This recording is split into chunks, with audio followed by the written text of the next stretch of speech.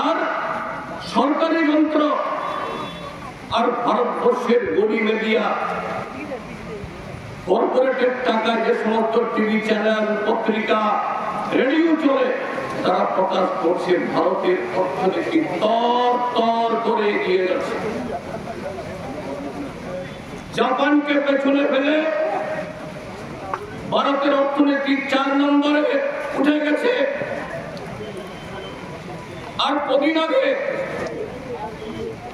ওই ক্যারিবিয়ান সাগরে কয়েকটা দেশ সফর করতে গেছেন, এখানে গিয়ে বলছেন আমরা শুধু 4 নম্বর না, আমেরিকা এবং চীনের পরে অল্প কিছুদিনের মধ্যে আমরা 3 নম্বর অর্থনীতি উন্নীত হব। অর্থাৎ ভারতবর্ষের কৃষকদের, শ্রমিকদের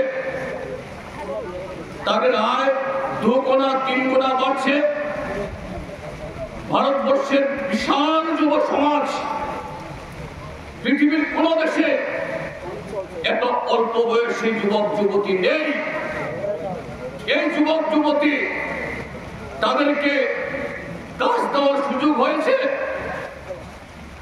এইভাবে আমাদের দেশ এগিয়ে যাচ্ছে। কিন্তু বাস্তবটা কি?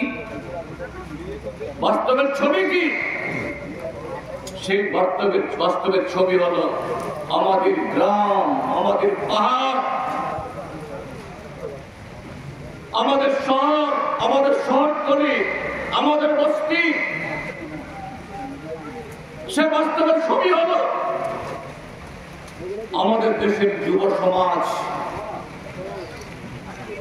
কাজ নেই। স্বাধীনতার পর ভারতবর্ষে কোন সময়তে এত সংখ্যক বেকার যুবক ছিল না। স্বাধীনতার পরে ভারতবর্ষের কৃষকদের, ক্ষেত মজুরদের, শ্রমিকদের এরকম দুর্দশা কখনো হয়নি। তার জবাব মন কি বাতে নেই, তার ব্যাখ্যা নরেন্দ্র মোদীর ওই নীতি আয়োগের তার বিশ্লেষণে নেই। একতরফা এরা এই প্রচারণা চালিয়েছে।